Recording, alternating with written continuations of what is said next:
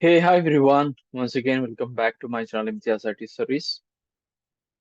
Basically, in the last class, I have just uploaded all the videos how we can work with the Hibernate application there. Fine. Okay. So basically, here in today's session, we'll be understanding a simple problem here. So the question is, write a Hibernate application to get the employee details based on their ID there. Okay. So this is a very simple requirement there. Now, generally, see, if you just look at here in the last session, we just understand how we can store the data into the database through Hibernate application. And we have seen the in details all the things, right? So basically in today's session, we'll be understanding how we can get the records. Okay, how we can get the records and print on the console there. So basically, if you want to get the records and print on the console there, so in this case, what are the methods basically Hibernate has been provided, guys? So generally, in order to work with that, we had two methods. Okay. The first method is load and the second method is get method. And this is one of the most important interview question also. Okay. We'll see by the end of the session there. Fine. So basically in the requirement here, if you want to get the details, employee details based on their ID here, we supposed to take the two methods. Either we can use load method and we can use get method. And what difference we'll try to understand here. Fine. So let's see that coding part, how we can work with that, guys. Let's go back to the Eclipse. So already in the last session, right, because we have been set up all the application there. And also we have seen how we can store the records, right? So we have taken this test application, everything we have understood, right? So today I'm just taking the separate class, guys, so that we cannot get any disturbance, right? So basically here, if you want to get the records from the employee details there, so make sure the data should be available here. So as of now, I'm using the MySQL database and we have the database MyHip. In that, we have created a table employee and we have stored some records here, right? So based on the ID, I want to fetch the records, right? Go back now. So the first thing is, uh, even though if you want to get the records, as I said here, guys, if you want to insert, update, delete, we need the transaction. But if you want to fetch or if you want to get the record, we should not get any transaction. So transaction is not required, right? So what are the steps can be involved here? So basically, I'm just writing for the timing here because we can save the time here because already in the previously I've explained each and every step in details. If you have not watched that video, go back, watch again and come back here, right? So I'm just keeping here for the time being here. Okay, so all the steps we have been seen in details in the last session there, right? Let me explain you. Okay. So basically, as I told you that what happened whenever we create configuration object, it creates the empty configuration object. And whenever we call the configure method, it look for the hibernate.cfg.xml file. And then after that, okay, what will happen? I have explained you in details there. So it will go to the file, it will take and store into the GMS memory, right? So whenever we call the build session factory, it take all the details, pass to the C3 connection pool and then get the connections. And based on that, it will also generate all the queries and store in the JVM memory, right? All the things we have understood. Now, basically, whenever you want to perform any operations, say we need to get the session object. And what will happen when we get the session object, guys? Basically, we understood that it will create the first level cache and we associate with the session object. So up to here is okay, right? Right. In details, I've already explained, guys. Please go and watch the video and come back. Fine. Okay. Now, what is the next step, guys? Now, what is our requirement now? We need to get the record based on the ID. So, first thing is what we can do, guys. Now, if you just look at, let's create the employee object. First, you create the employee. Okay. So, whenever you create the object, guys, now, whenever you create the object here, the object has been created. Now, if you just look at carefully now, as of now, it has been just created the employee object. So, we had session object and the session object is associated with what? First level cache. Remember, guys, this is your first level cache and this is your session object and this is your employee object. Okay, right? Okay, now next thing is what we want. We want to load it here. So what we can do, guys, now session dot we can use a load method. So if you see that there are so many overloaded methods here. Okay, so let's see that the first two methods here, which are very important, class and object. So first I'm taking the object It's taking object and the ID here. So what we can pass? We can pass the employee object reference, and I want to get here employee ID 2. Okay. Now, what is returning, guys? Now, if you just look it carefully, it is returning void. So that means here, if you just look it carefully, read the persistent state associated with a given identifier into the given translating instance. I will explain you what happened exactly here. Okay. See, basically what happens, like as of now, you know what is happening when you create configuration object, what will happen when you call configure method, what will happen when you call the build session factory, and what will happen when you call the open session. So till here, we have been done. Now, generally what happens, guys, whenever it is encounter here, remember clear, okay? So whenever it has been encounter at this line here, this is very important, okay? Basically, Hibernate will find to which class, to which Pojo class, okay, to which Pojo class, okay, na, is supplied as a parameter, okay, na? So after this, Hibernate will find to which table the Pojo class has been mapped here. So we have been learned here, right, in the last class. So basically, it is going to map the corresponding table with the corresponding Pojo class and corresponding ID with the corresponding columns, right? So similarly here, it is going to map the corresponding Pojo class with the corresponding table here. Now, what the Hibernate will do here? Hibernate will get these selected query from the JVMs, and then it will take like this one internally. So select, I'm just giving an example.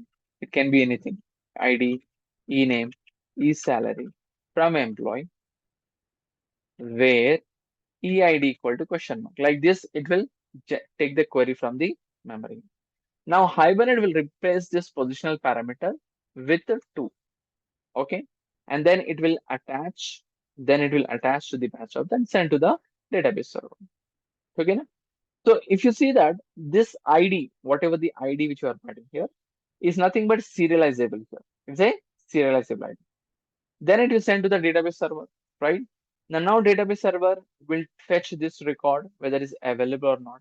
If it is available, then it will retrieve that data in the form of result set object and store the data into that object here by calling getter methods. So internally, it will store like this. So once he fetch the data, when he get it here, then he will store the data here to like this name and salary. I hope you're understanding now. Okay. Now after this, okay, after this, it will attach to the first level cache without any registration code. Okay, now? But if you want to know that really it is there in the first level cache or not, if you want to know, then in this case, we can use a method called as session dot contains employee. It will return true or false. So for better understanding here, I'm just writing here contains employee. If it is there, yes. Otherwise, I'm just printing here. No. Okay, now let's see whether we are correct or not.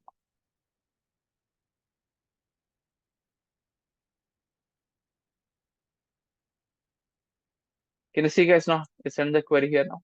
Yes or not? Now, can you see that it is there here with the session object on first level cache or not? Yes, available, ma? Yes, available. If it is available, guys, if it is available, then what we want to do? We want to get the records. Okay, we want to get the records. If you want to know, you can get the records here. You can get the records, guys. emp dot get ID, give some tab space. emp dot get name, give some tab space. emp dot get salary. That's it. Now let's see, are we correct or not?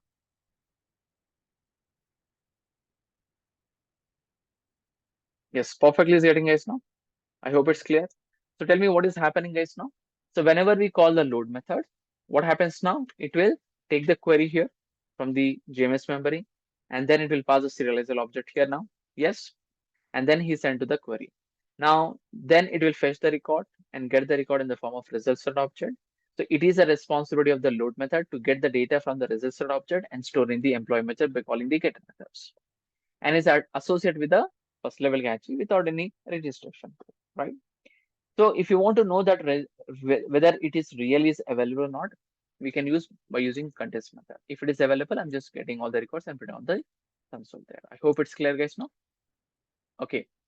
Now, so this is happening here. Now, what if there is no IDs found here? Let's say, for example, 12. If you just go back to the database now, there's no employee ID whose ID is 2 here, right? We don't have anything here. Let's see that what happens in this case, the behavior of load method. So in case of load method, if you just look at, if the corresponding ID, that is serialized object, is not there, in this case, we can get an exception saying that object not found. No row with a given identifier exists here. Yes or not? So what is happening guys now? In this case, it is throwing an exception there. Remember, this is very important. It is throwing some exception there. Okay. If the corresponding object is okay, that ID, okay, that serialized object is ID is not there. In this case, it is throwing an exception. So this is very, very important. Okay. Okay. Now, what if I'm going to replace this with get method? What if I'm just replacing with a get method? So I'm just passing class with a 12. So here, if you just look at carefully, guys, I'm just keeping the comments. Just keeping. In this case, it is going to return null object. Okay, let me clarify you. Now, first I'll be checking here employee ID is there or not there. Okay, now first we'll check out here employee object is there or not. Okay, yes, it is available. It is also available and get all the records. That is only to second record you'll get, and we are getting the object. So instead of getting the object, we want to print here. Let's say ID, get name, get salary. Okay, now let's see. Now, can you see guys now? We're getting the record here. Okay. Now, what if we don't have any ID 12? Okay. In this case, guys, it is going to return null. Let me write the condition.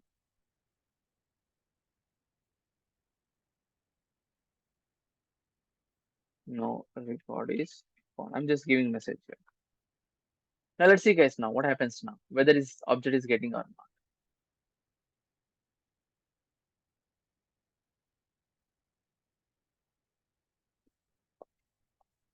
Okay, so what we have found guys now, we found that no record is found here. So what is the meaning of this one guys? In case of get method, if the corresponding serialized object is not available, in this case is going to return null. It is not throwing the exception. If you see that load method is throwing the exception, right? But whereas the get method is not throwing the exception. So that difference you can find when you're working with the load as well as get method here. I hope it's clear for everyone, guys. Is it clear? Understood, right? So this is very, very important. You need to remember that. Okay, now. So whenever you're working with the get method, if the corresponding ID is not available, that CLS ID is not available, in this case, it is not throwing the exception, it is returning the null. But whereas load method, if it is not available, it throws the exception there. So that common difference you need to remember here. Fine. Okay. Apart from that, what are the differences? Let's go back to the PPT, guys. Let's see one more difference here. So if you just look at here, we have seen the differences. We have seen the differences. In case of load method, when we call for a non-available record, it will throw an exception. But whereas get method, it return null, right? This we have seen practically. Next method is very important, guys. Next point. In case of load method is a lazy, guys, because whenever it requests, then only it will load the class. So that means whenever you want, it is going to load the class. But whereas get method, it is aggressive because whenever we call a record, it will retrieve all the records. So that's the differences, okay, between the load and get method. So this is the common difference. There are a lot of other things here. I hope everyone has understood here, guys. Everyone has understood, guys, what exactly it is now. Okay, so do you have any questions to ask here? I hope it's clear for everyone what difference is now. Okay, what if you want to perform delete operation? Let's say I want to develop the Hibernate application to delete the record from the employee table whose employee ID. Let's go back to the database, guys. I just want to remove the fourth record, guys. I just want to remove the fourth record. So how we can do, guys, now? Very simple, guys. Okay, see, let me remove this one. Okay. Now, what I want here, first thing is, let me write the requirement. What is the requirement? Delete the record from the employee table whose ID is 4, guys. This is my requirement. Okay, na? So same part, remaining same part here. So first thing is what we want to do, guys. Now we want to load that object here. First, we'll go to load the object. Okay, now let's load the object first. How we can load the object, guys? Now we can use a method called as session dot load. We can pass employee and fourth record. First, we want to load that. Okay. Once we load here, because we know that it is attached to the first level cache, then done. All the part is done, right? Next one, we want to delete it here. Whatever the object is there, that object you want to delete it here. It is deprecated. It is not required to use it here. Okay. Then what else we required? Okay. If you just look at, are we performing any retrieve record or we are performing delete here? So if you want delete here, what we required here, we need the transaction, right? So transaction is required. So session dot begin transaction we required here. Okay. And then whenever we perform here, commit here. This is very important. Whenever you call the commit here. So let's see that I'm not calling. Oh, let's call it here. Let's call it here. Session dot. Sorry, I have not stored it here. So how we can store it now? So we can transaction.